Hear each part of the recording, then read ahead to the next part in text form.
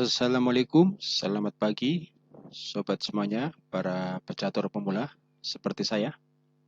Kembali kita berlatih catur. Tampak di layar ini adalah cuplikan bangunan pertandingan yang baru saja saya mainkan dalam catur kilat 5 menit di chess.com saat melawan pecatur dari Israel ini ya. Di rating yang hampir sama, rating 2000-an. Saya pegang hitam. Tampak di sini posisi saya atau hitam tertekan ya oleh pion yang mengancam kuda di F6. Nah, sobat semuanya bisa menerka kira-kira langkah terbaik apa yang seharusnya dilakukan oleh hitam ya. Kali ini hitam giliran melangkah. Saya buka software Stockfish. Harusnya kuda ke D5 ya. Ini adalah langkah menurut komputer ya. Nah, dengan harapan kalau putih menekan dengan pion ke C4, kuda masih cukup aman ya untuk bisa menghindar ke B6. Namun saya tidak mengambil langkah itu. Saya justru lebih memilih langkah yang tajam ya, yaitu kuda maju ke E4. Ini langkah berisiko ya. Tentu kuda akan tewas ya kalau begini. Namun tidak masalah karena tujuan saya adalah mengancam pion yang di F2 ya. Untuk nanti saya korbankan dengan tujuan jangka panjang ya, merupakan investasi jangka panjang untuk meraih keunggulan pion di sayap raja. Ada 3 pion, sementara putih cuma 2 pion nanti ya di lajur G dan H. Setelah itu textbooknya putih juga akan menekan dengan pion ke C4. Nah, di sini saya korbankan kuda makan pion F2. Seperti ini ya. Dengan harapan adalah saya bisa melakukan tekanan balasan nanti ya dengan benteng di sayap raja. Karena dengan pengorbanan ini otomatis putih kehilangan kesempatan rokade ya. Karena rajanya terpaksa harus maju ke F2 sehingga dia kehilangan kesempatan untuk rokade, dan di sini posisi benteng yang di H1 cukup lemah ya. Untuk selengkapnya mari saksikan pertandingan ini dari awal. Selamat menyaksikan. Sobat semuanya, kembali berlatih catur di chess.com dalam catur kilat 5 menit. Kali ini melawan seorang pecatur dari Israel ini ya, di rating yang hampir sama, rating 2000-an. Saya pegang hitam. Putih mulai E4, pembukaan bidak raja. Saya kuda ke C6 ya, pertahanan Nimzowitsch atau Nimzowitsch defense. Berikutnya kuda ke F6, mengancam pion putih yang di E4.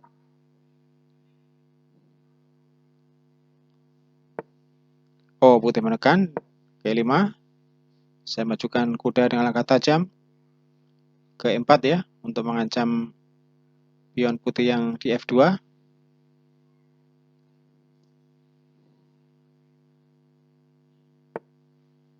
Oh, putih menekan ya dengan langkah sangat tajam dengan pion ke C4. Saya korbankan kuda saya ya, sesuai rencana, makan pion di F2 untuk memaksa raja putih maju ke F2. Dan di sini putih kehilangan kesempatan rokade. Saya coba pertukaran pion. Untuk selanjutnya nanti akan saya aktifkan serangan dari sayap raja ya. Saya makan pion dulu, dan putih tidak mungkin makan pion ya, karena menterinya akan melayang. Oh, dia memilih untuk macam kuda. Saya ganti macam kuda. Tidak masalah. Dan putih tidak mungkin makan kuda saya yang di C6 ya, karena menterinya akan melayang.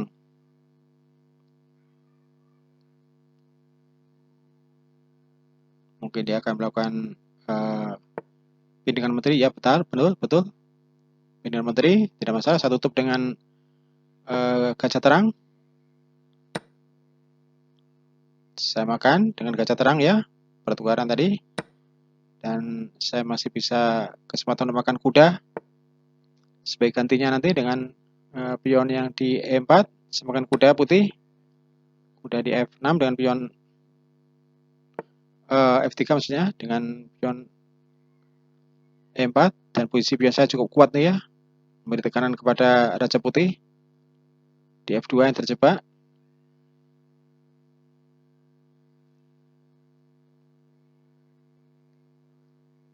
Mungkin nanti saya akan rokado panjang ya, untuk memberikan bantuan tekanan dengan 2 benteng di sayap raja. Di sini posisi putih sebenarnya sudah sangat tertekan ya.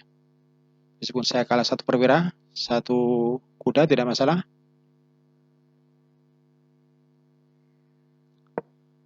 Saya majukan pion ke 4 ya. Untuk nanti saya tukarkan dengan pion yang di G3 untuk memberikan ruang serangan kepada benteng di lajur H. Oh, putih majukan gajah klaimnya, saya skak aja dulu ke D4. Putih tutup dengan gajah gelapnya. Di sini saya skak ya dengan pion. Nah, ini satu langkah taktis. Apabila putih makan dengan pionnya, nah betul makan yang di pion di H2, sebaiknya saya makan saja ini benteng dia 1. Saya korbankan menteri saya, karena nanti juga saya akan dapat menteri putih dengan melakukan skak dengan benteng ke H2. Apabila putih makan menteri saya, tidak masalah. Di sini saya sudah unggul kualitas perwira ya, setelah dapat benteng gratis tadi. Sama-sama akan dapat menteri ya, kalau nanti kita makan menteri, maka akan saya skak dengan benteng ke-2, dan di sini menteri putih akan melayang ya, karena terkena pin oleh benteng. Dan mungkin putih tidak akan makan menteri ya, karena percuma menteri dia akan hilang, dan dia lebih memilih menutup dengan kuda. Saya pin saja dengan benteng ke-2, dan gajahnya akan melayang. Maaf, tadi dengan gajah tutup ya, gajahnya akan melayang. Kalau dia makan menteri pun, saya juga akan makan gajah dengan benteng, dan menteri putih juga akan melayang. Oh, dan akhirnya putih menyerah ya, karena dia akan kalah kualitas material cukup jauh ya. Karena apabila dia makan menteri dengan gajah gelapnya, saya juga akan makan gajah terang putih skak, dan menteri putih akan melayang juga, sehingga putih akan kalah material secara jauh, sehingga di posisi ini putih menyerah. Demikian sobat semuanya, satu pertandingan yang tajam tadi ya, dengan kemenangan singkat oleh hitam hanya 17 langkah. Sebelum berakhir, saya akan sajikan review atau analisis singkat tentang kunci dari kemenangan hitam tadi, yaitu tepatnya di langkah ke-14 tadi ya.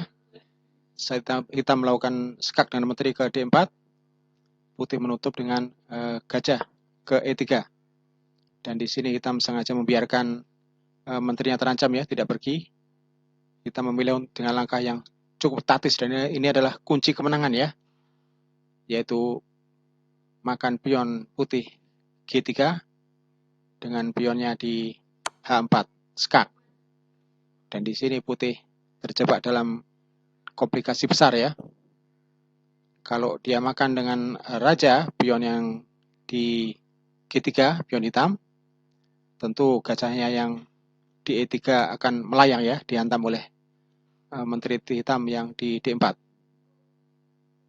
Kalau dia makan dengan pion yang di H2 ya, nah di sini hitam membuat langkah taktis ya, dengan menghantam benteng putih di H1. Dengan konsekuensi hitam sengaja mengorbankan menterinya, karena nanti hitam juga akan dapat menteri putih ya, karena posisinya ini sejajar dengan raja. Apabila nanti skak ke H2 dengan benteng, menteri putih akan melayang. Dan inilah langkah yang diambil oleh putih, yaitu makan pion G3 dengan pionnya yang di H2, dan di sini hitam sengaja mengorbankan menterinya ya, membiarkan menterinya, karena ada langkah yang lebih taktis dan kuat, yaitu makan benteng das di H1. Nah, di sini putih dalam dilema besar ya. Apabila dia makan menteri, tentu hitam juga bisa melakukan skak ya, ke dua. Dan menteri putih juga akan melayang. Inilah langkah yang tidak diambil oleh putih tentunya ya. Putih memilih mengorbankan gajahnya ke G2 ya. Dengan harapan nanti akan dapat menteri atau dapat benteng ya, yang di H1. Namun tentu ini tidak cukup menolong ya, karena hitam bisa melakukan pin gajah putih tadi ke H2 dengan benteng. Nah, di sini lagi-lagi putih tidak lepas dari komplikasi. Bila dia makan menteri dengan gajah, kita makan gajah G2 dengan benteng, dan di sini menteri putih akan lenyap. Dia menghindar, dimakan, dan di sini kalah kualitas jauh ya secara material putih ya.